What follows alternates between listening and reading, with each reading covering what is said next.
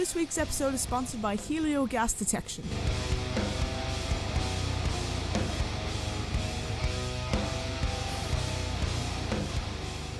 Hey everyone, this is Letty for the Smash and Skull Sessions. I'm joined by Ian George from Amongst Liars. Ian, how are you doing? Yeah, good, thanks. How are you doing? I'm all good. Been looking forward to this chat all day. Likewise, it's been great, yeah. It's going to be It's great. been sunny as well, isn't it? So sunny here anyway. It's finally good weather. You can see the sun reflecting. It's amazing, isn't it? It's usually dark and drab in the background, so we've got some light for once. So welcome to the podcast. To our listeners who maybe haven't heard of you guys before, could you introduce yourself and your role in the band? Yeah, of course. I'm the singer in Amongst Liars, and we're obviously Amongst Liars. We're kind of alternative rock band in the vein of kind of, I suppose, I don't know, it's really hard to sort of describe what a sound is, but it's like kind of, I suppose, Bring Me the Horizon meets Architects, meets Royal Blood, meets Audio Slave, I guess. That's the kind of vibe. So it's kind of alternative heavy rock. It's like all the mainstayers of British rock, you're a mix of them. Yeah, definitely.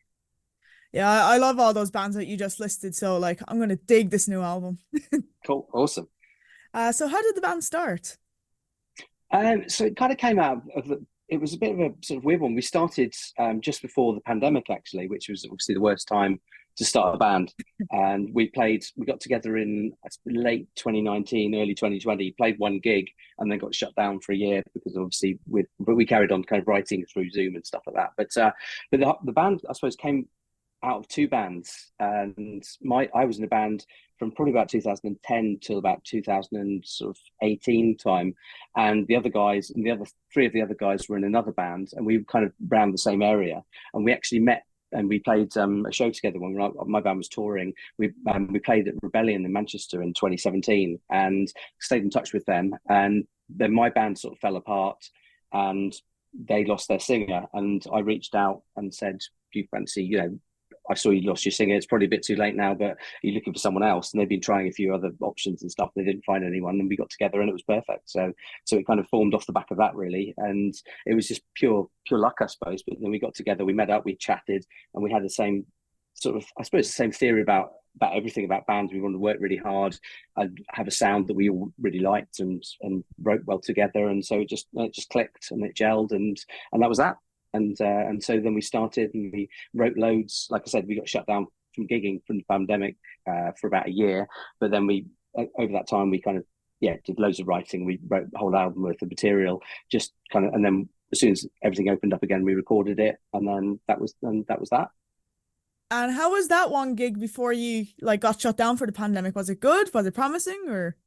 Yeah, it was awesome. It was really good, and it was a real buzz because we'd obviously been together for a couple of months. We got the set together, and it was in London at a place called Nambucca, and I think that's been shut down now.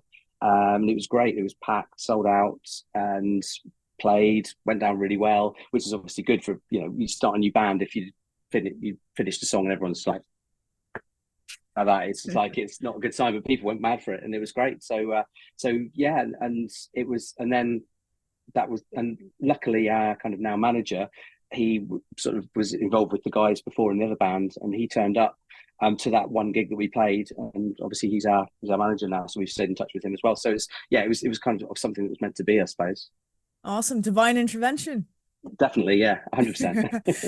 The band's new album Design is out the 4th of July, so a couple of months away. How was the recording process for it? Yeah, it was really good.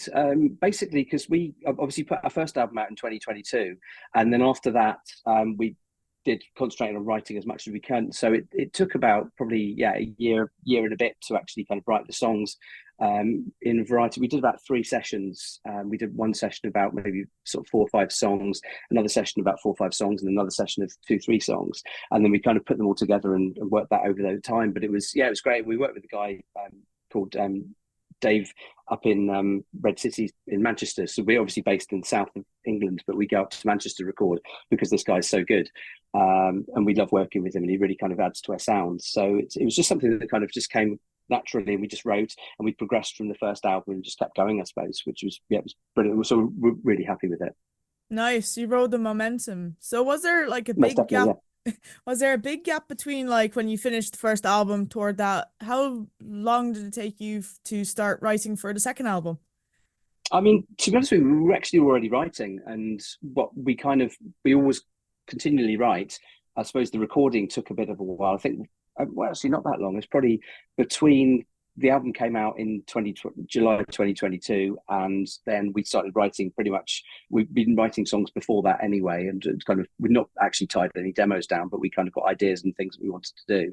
And we started recording again in November, so it was probably about 5 months sort of time, I suppose, between that point. But like I said, it came together really quickly, and then that was the first batch, and then the next batch came along, and then the next batch. We finished actually writing the album in recording the album in July, August last year. Nice, pretty quick.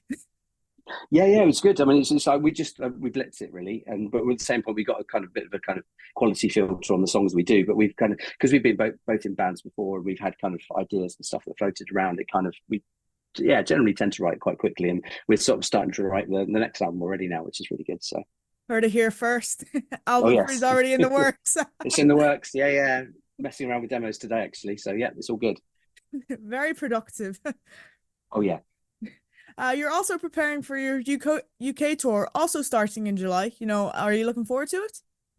Yeah, it's going to be amazing. We're really looking forward to it because we just come off a tour in France, actually. We did a kind of a 15, 16 date tour in France, and that was amazing. And we live to play live. I suppose it's what it's all about, playing live for us. And so, yeah, when we got this kind of tour come together, it was perfect.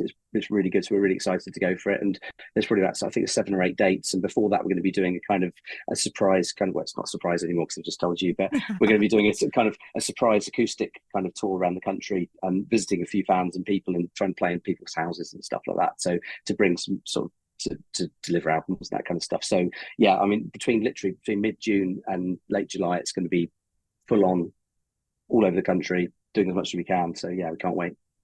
You're very hard at work. You're writing another album. You just hopped off one tour, going on to another. Yeah, too right. Yeah. No rest for the wicked. Absolutely insane.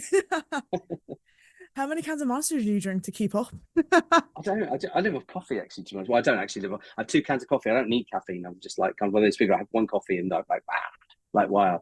But no, energy drinks not my bag. Too much tips me over the edge.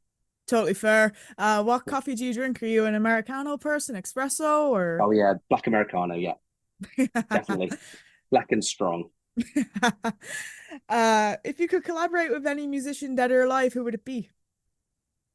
Oh, that's a question. Wow. I reckon there's 3 people from me personally. Bowie, I'd love that. I mean, obviously, just there's no words to describe.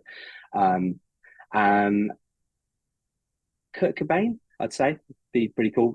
There's a ring; they're all dead, I think. So it's like Chris Cornell, Chester Bennington, Lizzie Hale from Hailstorm would be incredible because she's got an amazing voice. And I think, and then I'd throw someone kind of probably kind of, I don't know, maybe something sort of bit poppy. I'm not sure yet.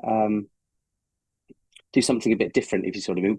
We've been mixing up actually recently, and again, you heard her first, but we're doing some collaborations with some other artists. We're doing some collaborations with a Swedish artist, and she's quite pop. So it'd be quite cool to do something like Ray or something like that. You know, someone that's kind of got quite kind of modern soul-y kind of vibe, but they're real at the same time, if you sort of mean. So that'd be quite interesting. And it'd be very cool. When you mentioned that, I instantly thought of you collaborating with Stevie Wonder or something, just someone totally out of the box. Insane. That would be insane as well. Yeah, that would be incredible. Love Stevie Wonder. That'd be some writer's room, Lizzie Hale, Kurt Cobain, Chris Cornell. Yeah. Be pretty cool, wouldn't it? There'd be some ideas. Yeah. Amongst Liars is a really eye-grabbing name. Is there a story behind how you got the name, or? So the actual name, it took probably longer to actually get the name than it did for the first album to be written. And I mean, it's quite simple when you obviously, you don't obviously know us as a band, but obviously we wanted something that, because we write about, I suppose, not necessarily, we're not political. We write about what's going on in the world, and we formed around the time there was a lot of stuff going on with the pandemic going on, and obviously the kind of, so there's this whole sort of thing. We wanted something that sounded a bit modern and a bit relevant. But then reality is that it's Leo, Ian, Adam, Ross. So that formed the Lyre. And then we kind of put that together, and we wanted something. Again, that was one of the first names, but then finding a band name is impossible these days because something's been taken or you're going to get sued by someone else, or so you've got to go through all the checks. And so we came up with Lyre, and because we thought that was an obvious solution to get our names. Rails didn't really sound good, and errors or whatever, kind of any other anagrams didn't really work. So I thought, yeah, let's just kind of try that. And then we found amongst lies, it just works. It's amongst us, it's the band, it's a kind of a unit, it's a team, and then it makes a bit of a commentary, I suppose, on the way the world is. And we've got James, who's come on keys and synth, and basically, obviously, he's got the end. We say the end of his name is an F, so that kind of puts it out. It is. We can get him to change his name, I guess, but it's like... that is insanely clever. Well, I wouldn't say that. I mean, it took so long to do it. There was so many. We literally got this messenger group. We were firing off names to each other and going, "Oh yeah, this," and everyone was going, "No, I don't like it." Or it's taken. Or we got about 3 or 4 names that we thought really cool. One of the actual names that became, well, a couple of the names actually became song titles because it sounds really good. But there was a band taken already like that, or it was just didn't feel right. And there's always one person that vetoed it. But with Amongst Lies, it just came up and it was together, and it just worked. Yeah, no, there's always a risk of people being like, that's our band name, give it back. Like, yeah, exactly. 182 always comes to mind. Yeah, exactly. Yeah. I think the original band who sued him, Blink, who is an Irish band, I think they have in their Instagram bio the original Blink or something like that. No way. Wow. Everyone knows him from Tom and the Boys. Exactly. That's the thing. It's good for them publicity, I suppose, wise. But yeah. Exactly. I haven't checked out Blink's music. I really should, but yeah. Do you have any favorite album releases of 2024 so far, or any that you're looking forward to?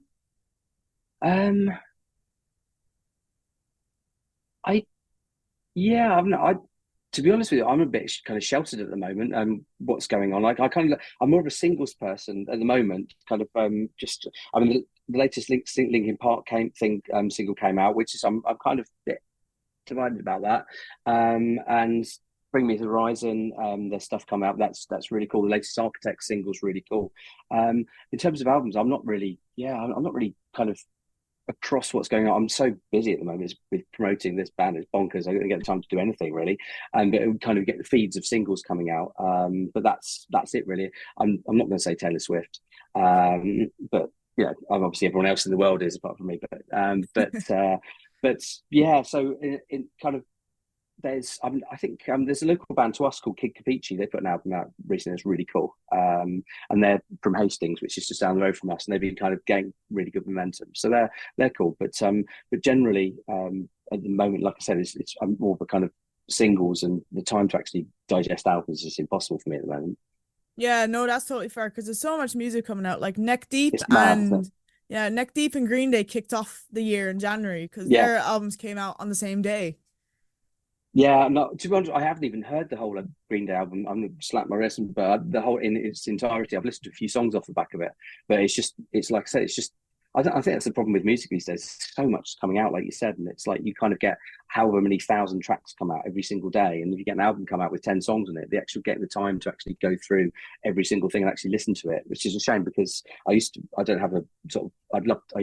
vinyl. But I don't have a vinyl player anymore, so it'd be good. You can kind of sit down, put that on, and like digest it. But I don't have that, and I don't have a CD player anymore. So it's like, I think kind of the metal world, like obviously Spirit Box says that they're back in the studio, but I think everyone is eyes on Bring Me the Horizon for when that album does come out. Yeah, when it does come out, that's the thing. And I mean, the latest track with Jordan Fish, obviously he's left, but the latest track he's done with Architect is insane. And so I don't know whether they're it depends what they're doing, I suppose, because they did that part with him, didn't they? So I don't know whether they're now going back and they're redoing what he did, or that's why it's taking the time to actually do it. But it's going to be, I mean, obviously the Kool-Aid is a cool track. And so it'd be interesting to see what they kind of come up with as part of the album. So, because I saw them on their most recent tour. They came over to Dublin for like the first time in like 8 years or something crazy. And they played like a 5-second snippet of each song off the album. Cool. it That's sounds banging. incredible.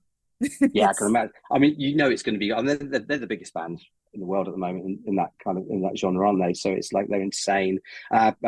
Keys player James went and saw them, and he just like blown away. He just came back and he was like, I think Leo, a guitarist, actually saw them at Download, and he was just like, they're just another level.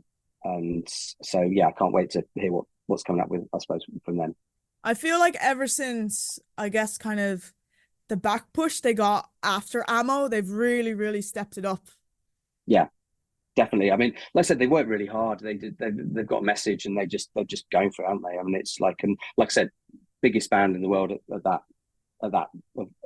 this genre, definitely at the moment. They're It's definitely insane. Yeah, they're definitely one of the biggest bands. They're yeah, like, even with Download last year, me and the guys on the metal side were talking about, it feels like a passing of the torch. Like, this is the new yeah, generation. yeah, definitely. Which is great. It's brilliant. That's what it needs to be, I suppose, isn't Yeah, so Ollie, if you're listening, you're doing great. it? And we're on to our last question. Do you have any advice for anyone wanting to start a band in 2024? Don't do it. No, I'm joking. Um, it's a lot of hard work. I mean, I just write, enjoy yourself. I think it's because you lose track of I think music should be done for enjoyment. It's a release. It's what you should be doing to kind of just express yourself and do things like that. So don't do it for fame or fortune or money or whatever, because you're not likely to get that. But it's just about expressing yourself and enjoy the process, enjoy playing gigs, enjoy meeting people, enjoy where the journey takes you, I suppose. And that's what it's been like for me and for the band. Really, we've just gone on this journey. It's crazy, what we've done so far in a sort of limited time that we've been together, but it's fun, and you've got to keep it fresh, and you've got to keep it real, and you've got to enjoy it, because the minute you start getting bogged down with everything else, and also I'd say pick people that you can kind of trust as well, because that's a lot of what it's about. Because there's a lot of hard work. If you put the hard work in, there's a lot of luck that comes along with that. But obviously, if you've got the wrong people around you, then you get screwed over in these days, unfortunately. But I think it's just be honest to yourself, go and enjoy yourself, have a bit of fun, write some music, play some gigs, do what it should be about. It's old school days, and just enjoy it. Yeah, like even like where I live, like there's just there's a music scene kind of everywhere. And like you can find cool new bands like, hey, I'm in a band, do you want to play a show together? And then that's the two of you amalgamating your fans together. And then you maybe gain 20 more fans. Yeah, exactly. And it's not about, I think you find, I mean, you play around and you kind of do lots of shows with other bands, and there's a lot of egos attached to music. And I'd say don't be egotistical, don't kind of, because you get bands that, I think it should be about sharing. It should be about sharing each other's audiences, about having, joining collectives and teaming up and having this kind of, I suppose, togetherness with all of it. But unfortunately, it doesn't always work like that with people, because there's all that kind of ego. Oh, yeah, we're better than you, or we're better than you, or we got this and this and this, and everyone's kind of protective of each other. But if it was like, you look at the grunge scene, for example, I mean, that was obviously years and years ago, but it's like they're all together and they did something, and the scene blew up because of that. Collective, Nirvana blew up, Soundgarden blew up, Alice in Chains blew up. All these kind of huge bands came out of this one scene, whereas now it's all quite introverted, I suppose. So it's like, it's where you should, but if you have a collective and you get together and you've got a similar kind of thing and vibe going on, then just do it together. It's strength in numbers, I suppose. Yeah, exactly. Like you see like all these collected areas, like what is it, Seattle for grunge, Yeah, New Jersey for emo, and like, yeah, like they're there to play musical instruments. We're here to exactly. listen to some music. Let's all Yeah. have a good time. Exactly, it's win-win, isn't it? If you get great music comes out of people who enjoy music, and with venues over here as well closing down, and because of things like that, I suppose. It's like kind of you getting all these venues that haven't got funding, and they're closing down because they haven't got that funding, because there isn't this scene going together, and promoters are trying to make money off things, and people aren't going to gigs because there isn't that kind of thing. And it's got to be more, I suppose, more collaborative with everyone, I suppose, which is that's what music should be about, in my opinion, anyway. Support the scene, be the scene is what I always say. Definitely. 100%. Yeah, definitely. 100%. Ian, thank you so much for sitting down and talking with me. Pleasure. Thank you. No worries. And Design is out now.